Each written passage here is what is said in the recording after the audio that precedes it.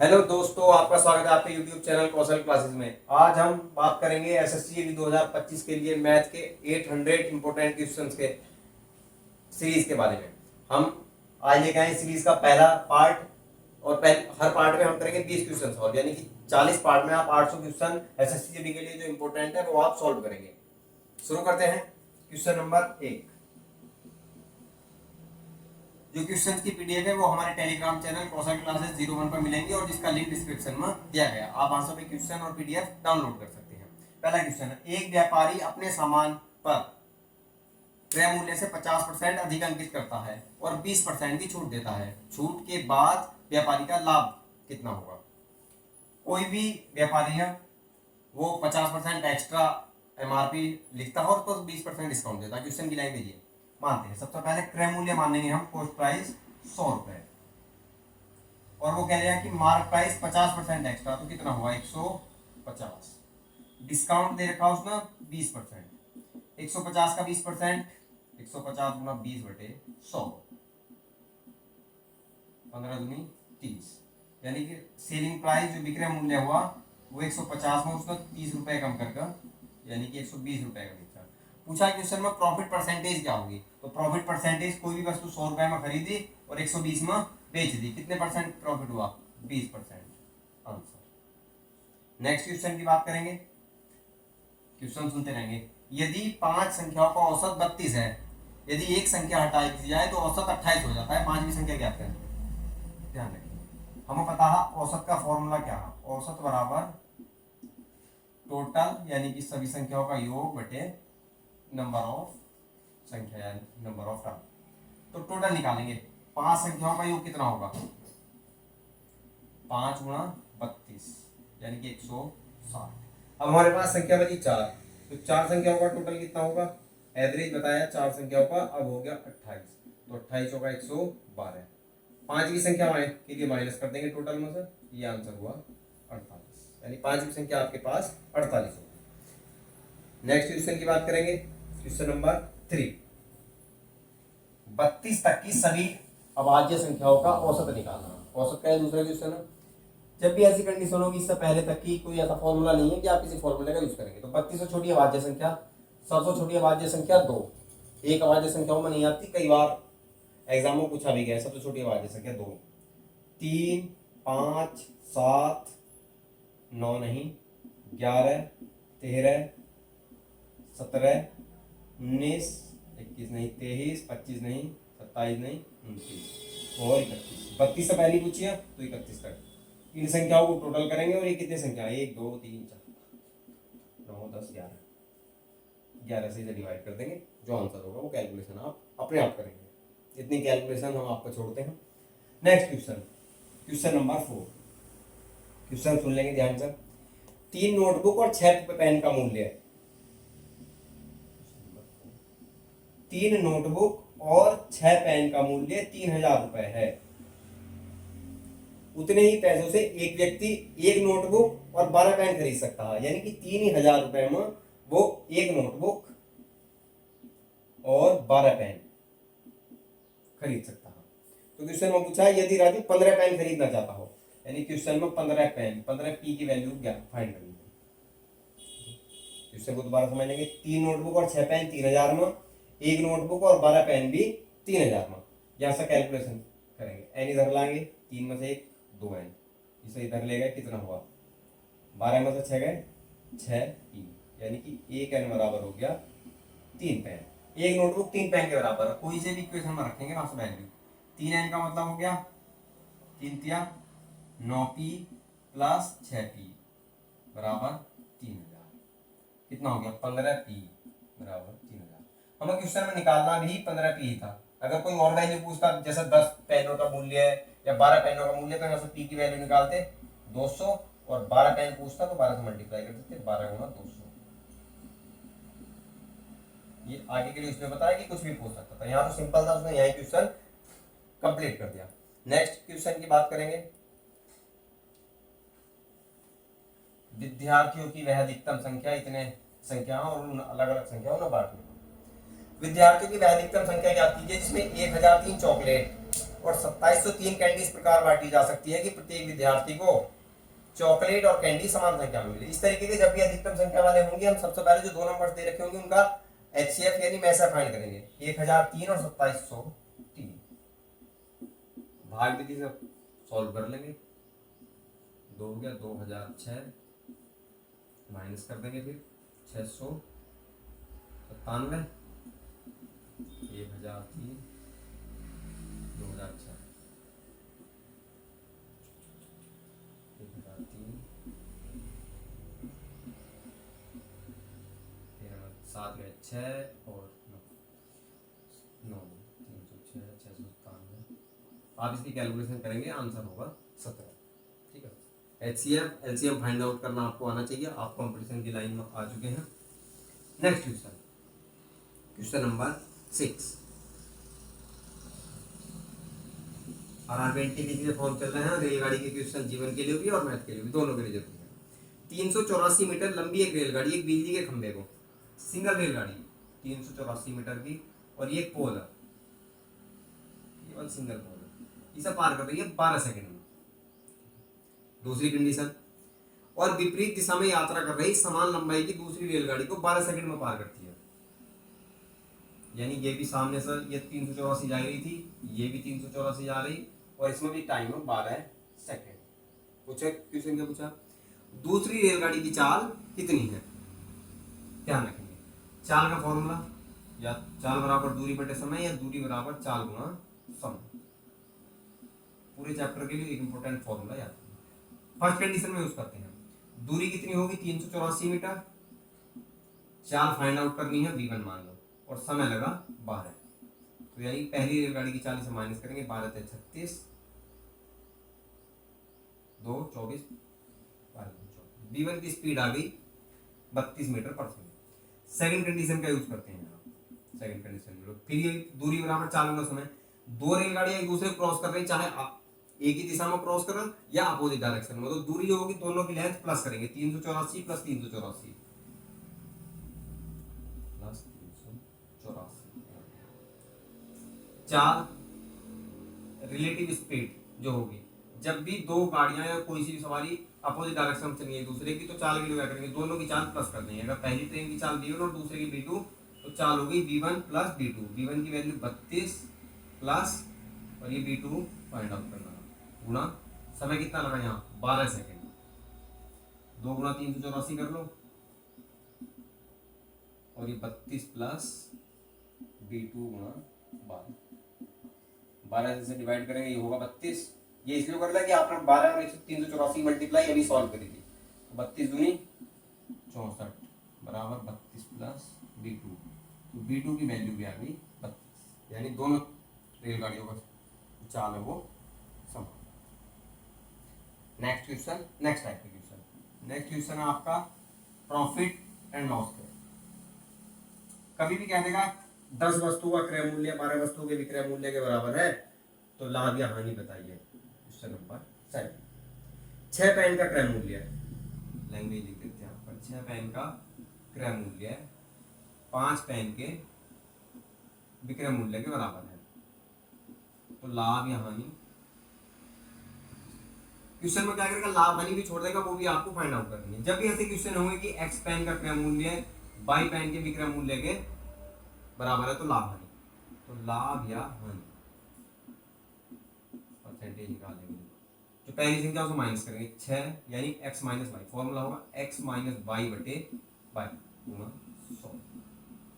ध्यान रखेंगे, क्वेश्चन जहां से लेंगे सब शुरू हुआ कि पहले क्रय मूल्य, जो क्रय मूल्य के साथ नंबर है उसमें से माइनस करेंगे विक्रय मूल्य के साथ जो नंबर है, और अपॉन में डिवाइड में रखेंगे जो विक्रय मूल्य के साथ नंबर लिखो। यहाँ सॉल्व करते हैं, 6 माइनस 5 बटे 5 गुणा 100। 6 में से 5 गए प्लस, यानी कि आपका लाभ होगा। 1/5 का मतलब हो गया आपका 20%। क्वेश्चन की लैंग्वेज भी चेंज हो जाएगी। 10 पेन का क्रय मूल्य, एक एग्जांपल करा देते हैं। 10 पेन का क्रय मूल्य 8 पेन के विक्रय मूल्य या 12 पेन के विक्रय मूल्य बराबर करना। 12 पेन के सेलिंग प्राइस यानी विक्रय मूल्य के बराबर। तब इसमें क्या करेंगे? प्रॉफिट परसेंटेज के लिए 10 माइनस 12 बटे 12 गुणा 100। यानी 2/12 और गुना 100, सॉल्व करेंगे बटे 6। यहाँ वैल्यू माइनस आई थी तो आपको होगी यहाँ 100, और 100/6 जब डिवाइड करेंगे हाँ ये करता 6, 100/6 परसेंटेज सॉल्व कर लेंगे। 1696, 16 सही 2/3%। और भी क्वेश्चन होंगे नेक्स्ट टाइम, ऐसे क्वेश्चन केवल रिमाइंड कराएंगे, सॉल्व करा लेंगे। नेक्स्ट क्वेश्चन है आपके 2D और 3D से रिलेटेड, वॉल्यूम से रिलेटेड। एसएससी जीडी में सिंपल फॉर्मूला बेस्ड क्वेश्चन होंगे, ऐसा नहीं होने के उसमें ज्यादा कोई एज काट दिया या ये कर दिया, ये मेल्ट कर दिया, इस तरीके के क्वेश्चन एसएससी जीडी में आपको शायद नहीं देखने होंगे। पता है कि 70 सेंटीमीटर आधार की त्रिज्या और 14 सेंटीमीटर वाले बेलन का वक्रपृष्ठीय क्षेत्रफल, ये बेलन होता है। इसमें बताया आधार की त्रिज्या 70 और ऊंचाई 14 सेंटीमीटर। वक्रपृष्ठ निकालना है, वक्रपृष्ठ का फॉर्मूला आपको, यानी कर्व सरफेस एरिया वक्रपृष्ठ 2πRh 2 गुणा 22/7 गुणा 70 और गुणा 14, ये सही कैंसिल, 14 दूनी 28, 280 गुणा 22 कर लेंगे, 22 176, 16 17, तो 22 दूनी 44, 17 6160 सेंटीमीटर स्क्वायर। यहां अगर सिलेंडर का आयतन पूछेगा तो πr²h, टोटल सरफेस एरिया पूछेगा, टोटल सरफेस एरिया, तो ये दोनों पोर्शन ऐड कर देंगे, यानी कि 2πRh प्लस 2πr², πr² ऊपर का और πr² नीचे का, total surface area, curve surface area और वॉल्यूम यानी आयतन, ये आपके सिलेंडर के हो गए। नेक्स्ट क्वेश्चन बहुत इजी क्वेश्चन, कोई नहीं, यूपी पुलिस के स्टैंडर्ड से कंपेयर करना तो आसानी क्वेश्चन है, एसएससी जीडी 2024 के। क्वेश्चन नंबर 9, एक मेज का विक्रय मूल्य 6875 रुपया में दे रखा, सेलिंग प्राइस 6875 और बता रखा प्रॉफिट परसेंटेज 25% है, तो आप क्रय मूल्य ज्ञात करें। क्रय मूल्य हमेशा हम 100 मानेंगे, तो सेलिंग प्राइस कितना हो गया 25%, प्रॉफिट के बाद 100 + 25 यानी कि 125 बराबर हो गया 6875, और हमें निकालना है 100, तो 6875/125 और गुणा 100, 25 से डिवाइड करेंगे, 25 तक तो टेबल आपको याद होनी चाहिए, 55 125, 25 दूनी 50, 18 180, 25 7 175, 12 25 125, इसे डिवाइड करेंगे 5 और 5 5500। नेक्स्ट क्वेश्चन, किसी धनराशि पर 5 वर्षों का साधारण ब्याज। क्वेश्चन नंबर 10,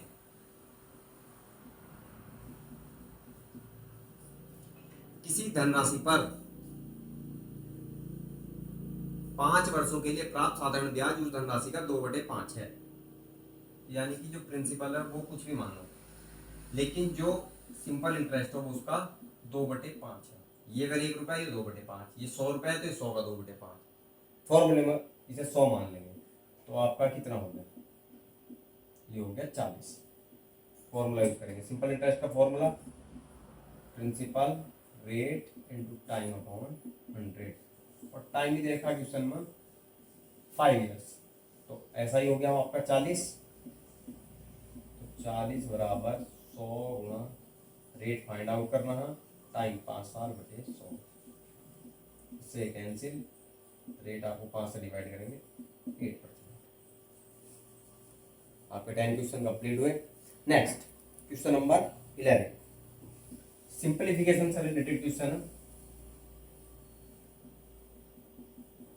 0.1 का स्क्वायर प्लस 0.01 का स्क्वायर, 1 स्क्वायर करेंगे तो 1 ही होगा, लेकिन एक चीज का ध्यान रखेंगे, अगर स्क्वायर हो गया और स्क्वायर पॉइंट के बाद एक डिजिट है तो डबल हो जाएंगे, कितना होगा 0.01, यहाँ भी स्क्वायर 1 होगा लेकिन डिजिट होंगे पॉइंट के बाद 4, तो 3 और 0 ऐड कर देंगे, ऐड करेंगे ना तो 0.0101 आपका, या 0.001 इसका स्क्वायर करेंगे तो 3 डिजिट पॉइंट के बाद यहाँ 6 डिजिट होंगे, 1 2 3 4 5 और 6, अगर ये क्यूब होता तो आप 3 टाइम्स करेंगे, फिर आपको 0 बढ़ाने पड़ेंगे, पॉइंट के बाद 5 जीरो ये हो गए 9 करेंगे, फिर 5 6 7 8।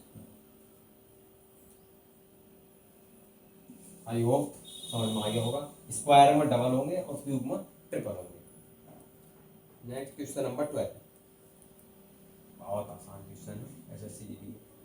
एक्स का 45% बराबर है वाई के 15%, तो अनुपात निकालना एक्स अनुपात वाई। सिंपल, यहाँ दे रखा है ये बराबर दे रखा है क्वेश्चन में, एक्स गुणा 45/100 बराबर दे रखा वाई गुणा 15/100। 100 से 100 कैंसिल, एक्स अनुपात वाई का मतलब है कि हमें एक्स बटे वाई निकालना है, वाई इधर लाएंगे नीचे आएगा और ये 15/45, 1/3, ये आपका अनुपात आ गया जो पूछा था 1/3। नेक्स्ट क्वेश्चन की बात करते हैं, क्वेश्चन नंबर 13, कार्य समय इंपोर्टेंट चैप्टर उससे रिलेटेड क्वेश्चन है।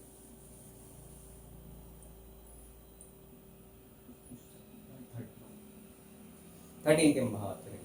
72 जिल्द सार 720 पुस्तकों की जिल्दबंदी 22 दिनों में कर सकते हैं। एक फॉर्मूला बताते हैं कार्य समय, जब भी इतने लोग इतने दिनों में, इतने लोग इतने दिनों में, M1 D1 T1 upon W,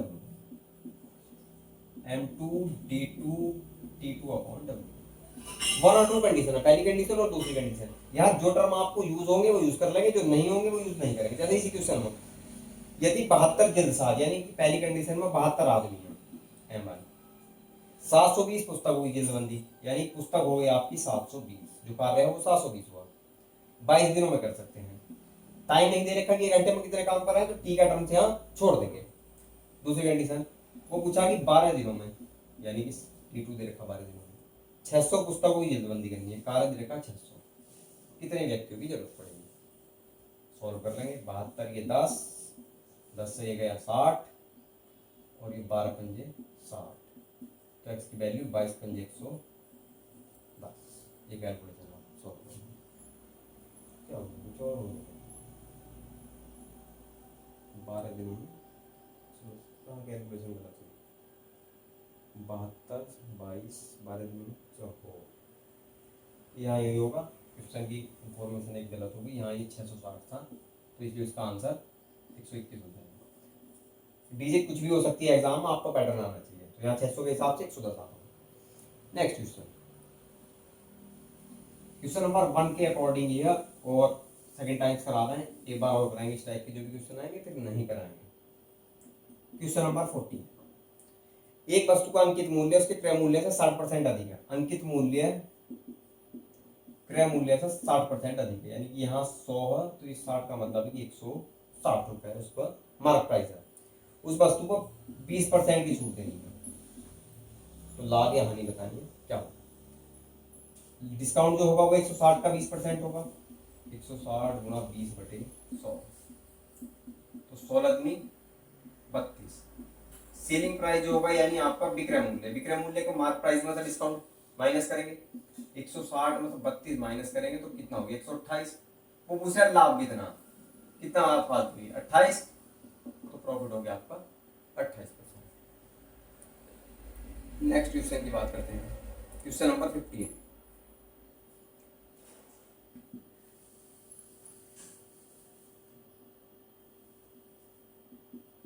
किसी संख्या x मान लो, किसी संख्या के 20% का 25% 250 के बराबर है, संख्या का 35% कितना है। संख्या के 20% का मतलब है 20/100, वो कह रहे हैं इसी संख्या के इसी सीरीज में 25/100 यानी 25% बराबर है 250, तो संख्या का 35% निकालना, यानी संख्या के ये वैल्यू फाइंड आउट करनी। क्वेश्चन दोबारा सुनेंगे, किसी संख्या के 20% का 25% 250 है, का मतलब गुणा करते चले जाएंगे, सॉल्व करेंगे। 25 होगा 100, 4 पंजे 20, 5 से काटेंगे, ये हो गया 20, तो x बराबर ये कितना करेंगे 25 दूनी 50, ये हो गया 5000, x बराबर 35% निकालना, तो x गुणा 35/100, यानी कि 5000 का 35% फाइंड आउट करेंगे, 35 पंजे 175 और 1 जीरो लगा देंगे। नेक्स्ट क्वेश्चन की बात करते हैं,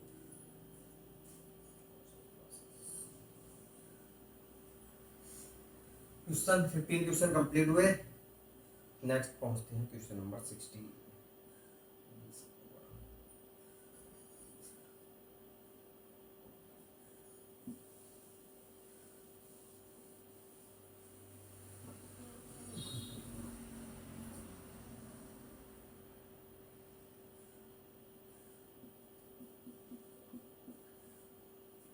9,000 रुपए 80% की वार्षिक दर से चक्रवृद्धि ब्याज उधार पर दिए जाते हैं और ब्रैकेट में लिखा अर्धवार्षिक रूप से समायोजित किए जाते हैं। 12 महीने का चक्रवृद्धि ब्याज कितना होगा? प्रिंसिपल दिया उन्होंने 9,000 रुपए, रेट 80% साल का,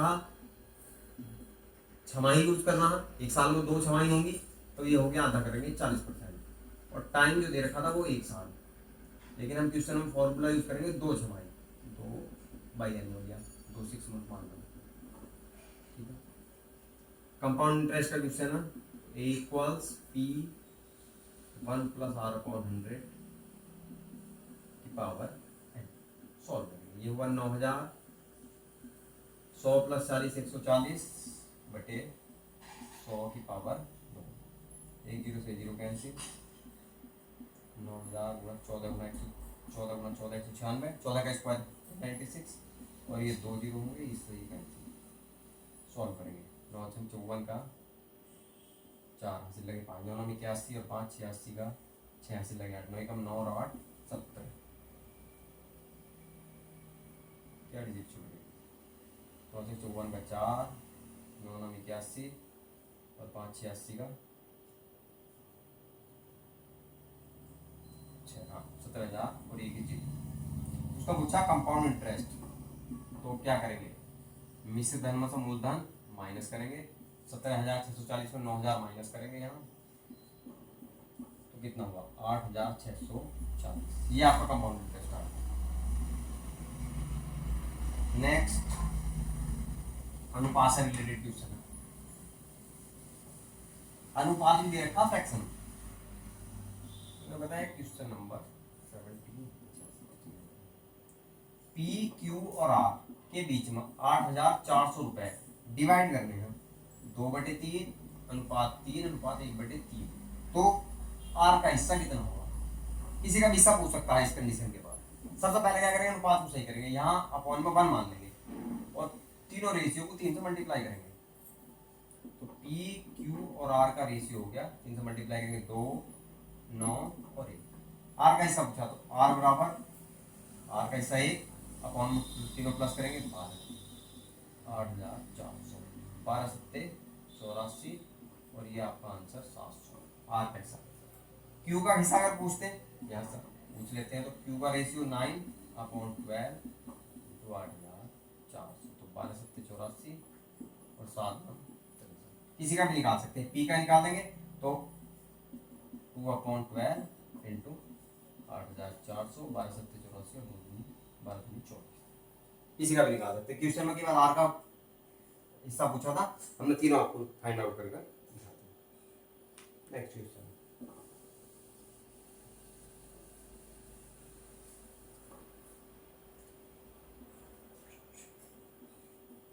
एक गोले की त्रिज्या में 50% की वृद्धि करी जाती है। R1 अगर 100 है तो R2 150 है। आयतन में वृद्धि पूछा है, यानी कि V1 और V2 में परसेंटेज चेंज कितना होता है। 100 और 50 को हम सिंप्लीफाई कर लेते हैं। सबसे पहले गोले के आयतन का फॉर्मूला B बराबर 2/3 पाई R की घात 3, यानी ध्यान रखिए गोले का जो आयतन होगा वो डिपेंड करेगा R की पावर 3 पर।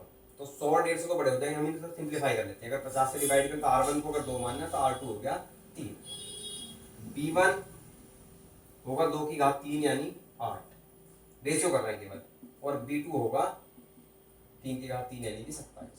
उसमें पूछा percentage change in volume, 27 minus 8 19 बटे, इस आधार पर पूछा कितने परसेंटेज वृद्धि हुई, तो बेस मानेंगे 8 और सॉल्व करेंगे। 8 दूनी 16, 30 8 3 24, 237.5, 100 मल्टीप्लाई करनी थी, ये आपका आंसर होगा। Next question number 19, very easy question. HCF LCM से रिलेटेड एक इंपॉर्टेंट फॉर्मूला है।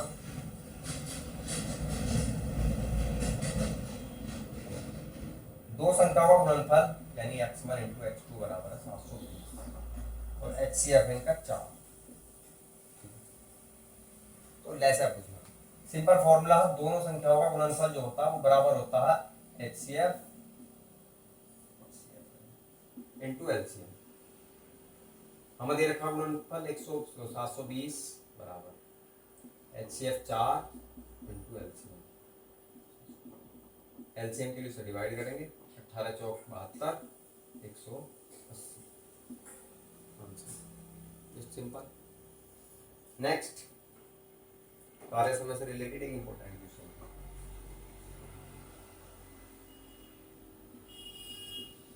और इसके पहले पार्ट का लास्ट क्वेश्चन भी है। स्वप्निल 16 दिनों में एक सोफा बना सकता है। किसी भी कार्य को सोफा बनाए, कुछ भी करे, वो लैंग्वेज अलग कुछ भी हो सकती है। रेवती के साथ मिलकर काम करते हुए ये और ये रेवती और मान वह काम को 128/17 दिनों में कर सकते हैं। यदि रेवती अकेले काम करती है तो रेवती अकेले कितने दिनों में काम कर सकती है? ठीक है, क्वेश्चन सुन लेंगे। स्वप्निल अकेला 16 दिनों में काम करेगा, दोनों काम करते हैं तो 128/17 दिन में कर सकते हैं। आर की वैल्यू फाइंड आउट करो। किसी और मेथड से करोगे लेंथ हो जाएगा। क्या करेंगे, स्वप्निल का एक दिन का कार्य 1/16, रेवती का एक दिन का काम 1/8। हमने मान लिया कि वो 8 दिन में कंप्लीट करेंगे और दोनों का काम कितना 17/128। हमें निकालना 1/8, ये इधर गया 17, 16 थे इधर माइनस 16/128 कितना होगा 9/128। यानी रेवती इस काम को 128/9 डेज में कंप्लीट कर लेंगे। और इसी कंप्लीट करने के साथ हमारे 20 क्वेश्चन आज के कंप्लीट हुए। मिलते हैं नेक्स्ट 20 इंपोर्टेंट क्वेश्चन के साथ। तब तक आप इन्हें अच्छे से रिवाइज करना, इनसे रिलेटेड आपकी बुक में जो क्वेश्चन है उन्हें सॉल्व करने का अटेम्प्ट करना। तब तक आप अपने यूट्यूब चैनल कौशल क्लासेस को लाइक करें, फॉलो करें, सब्सक्राइब करें। जय हिंद।